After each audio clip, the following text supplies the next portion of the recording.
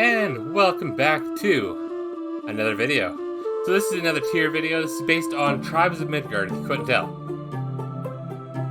Now I'm doing a tier list video based on the ruins in Tribes of Midgard. I've been playing a lot of Tribes of Midgard lately. I've almost maxed out. I've gotten almost every achievement so far. It's a lot of fun. I really enjoy this game. Like, more than I thought I would enjoy this game.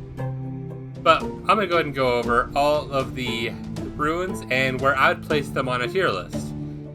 With S rank being obviously used by Odin himself, and D rank not even a Midgardian would use them. So, let's go ahead and let's jump into it. So, for this first rune, we have Farfetched. If you don't, okay, so I'm going to explain what the runes do as well. It increases damage dealt to distant enemies by 20%. So the further you are away from the enemy, the more damage you'll deal to them. Now, for most players, it's not that good. But if you use a bow, which is fun, bows are great in the game. They could use a bit of an upgrade, in my opinion, but they're still good. It's really it's a big damage increase. So I put this at probably a B rank. Next, we have the Ear of Thor. Damage dealt to the Jotuns is increased by 10%. Now this has to be basically stacked with other runes to be extremely useful. But by itself, it is still amazingly useful, especially early on.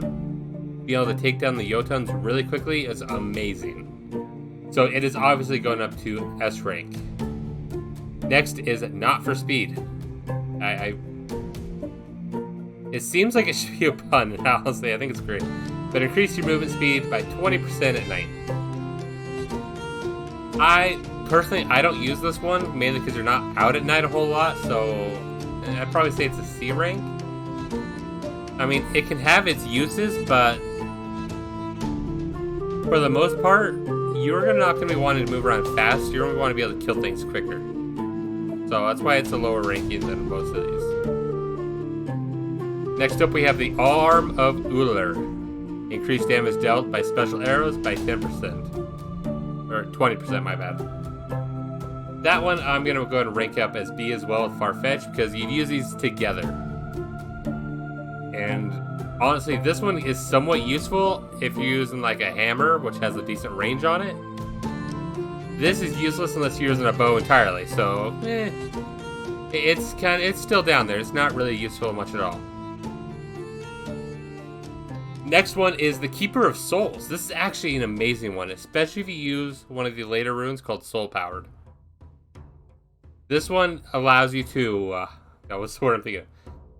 This one allows you to keep 20% of your souls when you die. So if you're using Soul Powered, if you die and you have the full 10,000, you just lost all your damage.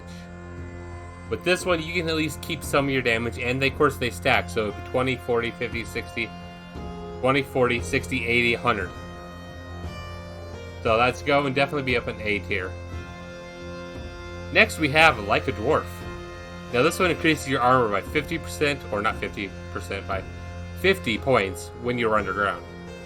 It's really useful if you're going into hideouts, especially if you have nothing to hide runes on, because at least you have some sort of armor protecting you. Now when you get into later stages of the game, it's completely useless because armor basically does nothing at all. But it's still somewhat useful, so I'll go and put it in the B rank. Next, we have Björn Again. Allies revived, trigger a healing pool of 1,000 hit points around them. That is definitely going an A rank. My reasoning for this one is if you are in Fenrir and you are, say, a seer, you have the quicker reviving abilities. Someone goes down and you can revive them quickly and get your own buff on your HP out of it. Oh, that's so nice. So much of a game changer right there. So it's definitely a higher ranked one. Alright, next is going to be Beyond Repair. Reduced equipment repair cost by 20%. This is nice for every single class besides the Warden, because you don't have a durability on the Warden. And even then, on most classes they have some sort of durability decrease. So even with that, I'd say this is still probably like a C or a B rank. It's a nice one to use, but not one I would really use myself. Next we have Nothing to Hide. This is definitely A rank, top of the line. It comes with probably the best starting kit, the Feral starting kit, where you have Nothing to Hide and a Feral Hammer. It increases your damage dealt by 30 for each empty armor slot. So if you're running around naked, as the Seer especially, you don't have to worry about temperature, so you don't have to go and find armor for the cold or the hot. And you get to deal in an extra 150 damage per hit. That is an amazing, amazing buff just for one rune. Alright, next up we have Banner Time. This one is going to go up in A because if you're standing still, you trigger a healing pool, generating, I think it got bumped up to 150 HP over time around you. And it heals not only you, but your teammates as well, and you can stack them as well. So it stacks with every other healing ability in the game, and it can make a lot of healing. It's really nice. Next up we have Lucky Loot. Now this could be one of the first ones I kind of dropped down on the D rank because honestly, there's so many more it could be better. Lucky Loot is giving you gain a 15% chance to double the loot dropped by enemies. Now, why do I say that's kind of a low and kind of useless? Or, well, not, yeah, I say it's useless, entirely useless. You don't want that, you can kill so many enemies that you don't want that 50% chance to double the loot. There's no reason you really need that, considering how much you can kill. Now, granted, on the beginning of the game, first rune you get might not be the worst one because you can kill the Lenorms and get the spikes to make the nice lightning axe quick and early. But it's a 15% chance compared to anything else. So I'd pass this one up in a heartbeat. Next up we have Cold Blooded. Now I'm going to put this down here at the bottom again. And this is specifically because you need 3 of these to even gain HP out of it. So if you're suffering from the cold temperature, you lose HP. And if you're suffering from too cold, you'll die quickly. This kind of gives you HP on top of it, but it doesn't stop you from losing HP, so you really get nothing out of it, and you need multiple of them to even make it any useful at all. Any bit useful at all. So it's definitely a D rank, low on the bar. I wouldn't use it. Alright, next is going to be Blessed Hands. I'm putting this up in B rank. It is a really nice one when you can get it early on. You gain an extra 300 experience when opening chests. Now, granted, you can use that for high amounts of experience when you use the Bifrost to get out. But when you're getting in, if you can get 1, even 2 of these would be great. All of a sudden, now you're getting your levels much, much quicker than everybody else. And you're able to get to level 10 and get perfectly set up for what you need to do. So, my opinion, obviously, but I think it's probably one of the better ones in here. For at least, this section. And next we have Heatstroke. Now, this is kind of going back down to the bottom again. Like, remember, these 2 are completely useless if you are the Seer. Completely useless. Heatstroke. Gain 20% movement speed when suffering from hot temperatures. Now, you'd never want to be suffering from hot temperatures or cold temperatures because they just lead you to death. And any one little, tiny little mistake and you're done. It's over. Your run's gone. Or you're dead, so you lost all your souls. And you have to go back and get your body and get all your items. It's not worth it.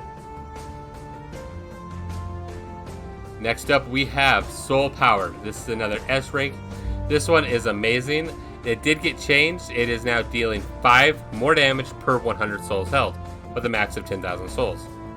So, with that, you're dealing an extra 500 damage per, with maximum 10,000 souls per rune you have on here. So that's a total of up to 2,500 extra damage. I don't recommend keeping 5 of these on here. There are better combinations you can get, especially if you had 4 with 10,000 souls and another rune that's coming on later. It'd be so much nicer. But this, in general, is pretty dang good. So, Alright, let's move on to the next one, which is... Forgive me, I am probably going to butcher this to all hell. Inherjar. This one is increased damage dealt by any jar type triggered by 50%. It's not the worst. When you're later on in the game, when you're using a bunch of jars to kill off the Jotuns, trust me, this can be very nice if you can keep up at least one of these, because then you'll be doing 50% more damage per jar. And jars don't really have a damage reduction like you do when you're fighting the Jotuns. Oh, I feel like I need to state, when it comes to the Nothing to Hide and Soul Power, later stages of Saga and levels for the Jotuns, you need these to even do damage to them. They become so armored that you don't even deal damage to their weapon normally. But these ignore all damage. And I'm pretty sure the jars do a little bit more damage as well. So it'd be very useful to keep these on you at all times. Let's hold on a second. Let's reduce that a bit. Okay. Let's see what's next. Next is the Senior Weaver. Combo attacks have a 30% chance to generate magic projectiles that seek out enemies and deal high physical damage each. This is another really good one, especially early on. Because even when you don't attack something, you can swing your sword around, your axe, hammer, anything, and you'll be sending off those left, right, and center. Now, they deal lots of damage, and they can hit things far away, especially if you're trying to find a deer. Killing the deers are a pain, man. Oh my god, are they a pain. But using this, it makes it kind of easy. Well, easier. Moderately difficult? Maybe. That's my 2 cents on the whole Senior Weaver. Next, we have Booming Shield. Now, this is where you explode. Oh, did I skip? No, it's right there. Okay. Okay, so Booming Shield. Blocking an attack with your shield triggers an explosion, dealing medium physical damage. Now, that's nice enough to a point. It's very nice. It still does good damage, but shields are essentially useless. That's why I'm putting it on a C rank. I don't use a shield. Thankfully, shield doesn't count for the Nothing to Hide rune. I don't use shields, and I don't know a lot of people that do. Yeah, triggering an explosion might get you to use it some more, but it doesn't really defend you 100%. You still take damage from it. So what's the point of shield? Alright, next up we have Last Laugh. You explode on death, causing very high physical damage. This is kind of a mixed bag. I'm putting it on C rank because I don't want to use it personally, but it can be kind of fun when you are just kind of messing around and you blow up a bunch on a Fenrir or Jotun. Because if you have 5 of these, they all stack. I'm pretty sure they'll all stack. I know one does decent damage, so 5 of them would do an amazing amount of damage, and it would kill a lot of things quickly, and it would just be kind of fun and funny to watch happen. I might try that sometime, but getting 5 of one rune's a pain, man. It is an absolute pain. But still fun rune to use sometimes. Alright, next up we have Kindred Impact. This is kind of the same as the last one, Booming Shield. Except for when you block an attack, you trigger a heal pool of 200 HP around you. Again, I don't use shields, and I don't know a lot of people who do use shields. There's no point in using them, really, in my opinion, so I wouldn't find any use for this. Next up, we have Fjer's Harvest. This is a nicer one because you gain HP when you're harvesting any resource, so if you don't have any potions, but you have this rune, and you get out of a small battle, you can just collect a bunch of stuff, which you should be doing anyways, and you can get healed off it, so why not, man? That's great. It's a good trade-off. I'd definitely go for it, man. Go for it. Next, we have Demolition Viking. A very nice effect. Dismantling a construction triggers an explosion for high physical damage. I don't know when you're going to be doing that, because when you are constructing or deconstructing, you move very slowly. Not worth it at all. Like I said, it's a nice effect, but completely useless, because you aren't going to be dismantling a bunch of stuff. And if it gets destroyed, it doesn't blow up, so there's no point in it, right? Alright, next up we have Pumped Up. It's going up at the top. You deal 20% more damage when your mana gauge is filled. Mana is the bar where you can use your special abilities with your weapons format. It is nice because that's 20% more damage, just flat out 20%. It's not additional damage, but if you have 3 nothing to hides and 1 pumped up, you'll be dealing that 20% damage for each nothing to hide as well. Very nice.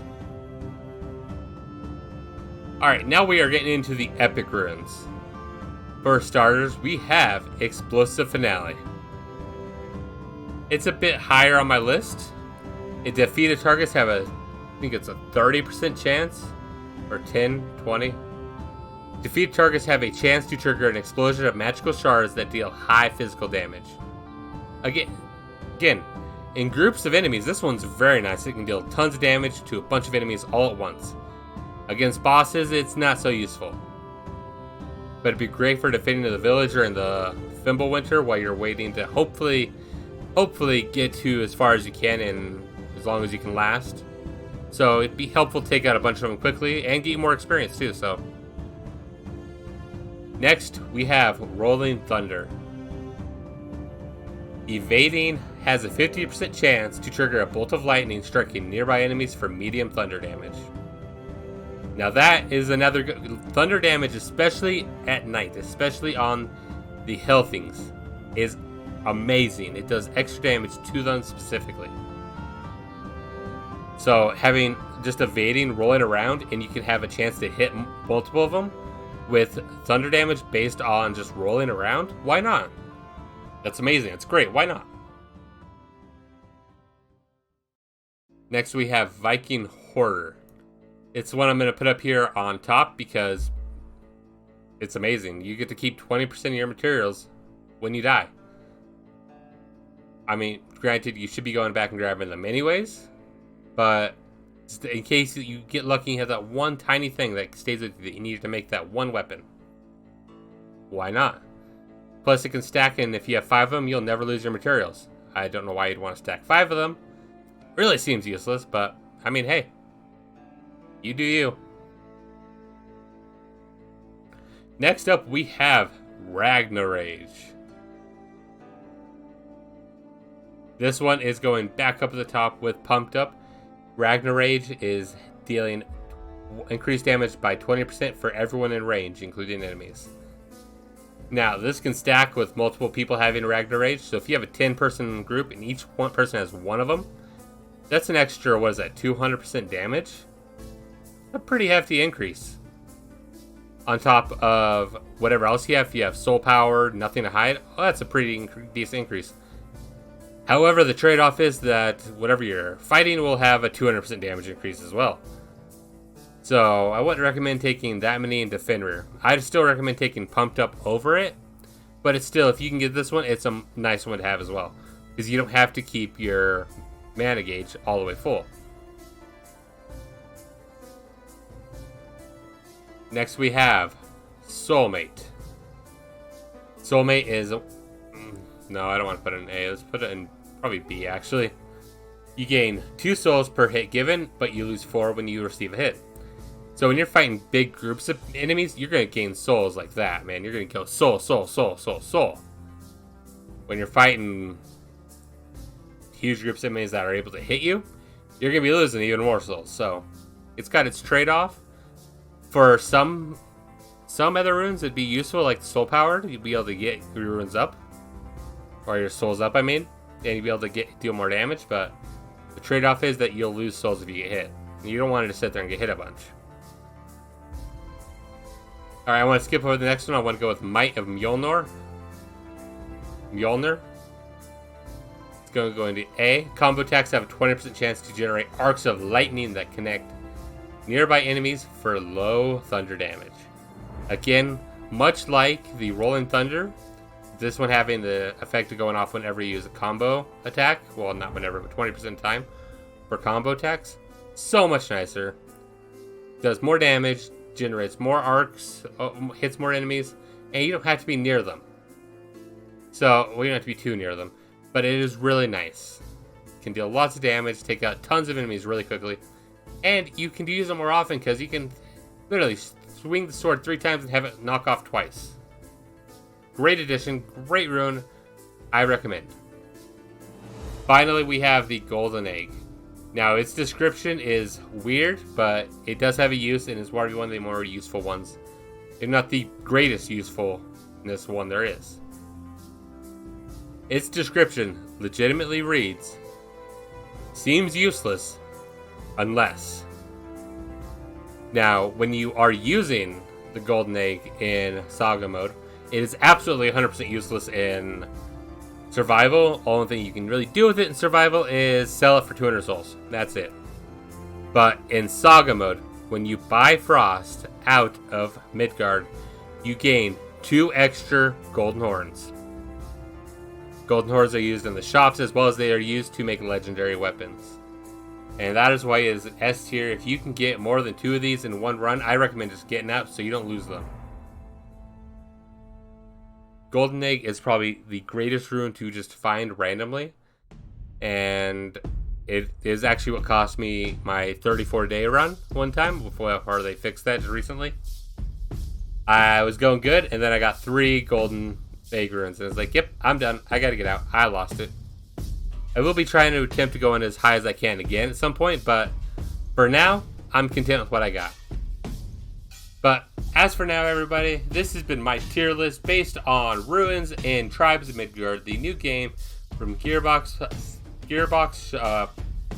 something, right? But hope you enjoyed. If you have a different set of runes that you think, or you think I put one in the wrong spot, let me know in the comments down below. It really helps the algorithm, as well as I want to discuss these with you guys. I like talking about things like this where I'd put everything myself as well, and find out where everyone wants to put theirs. So, as for now, everybody, hope you had a good time. I'm out.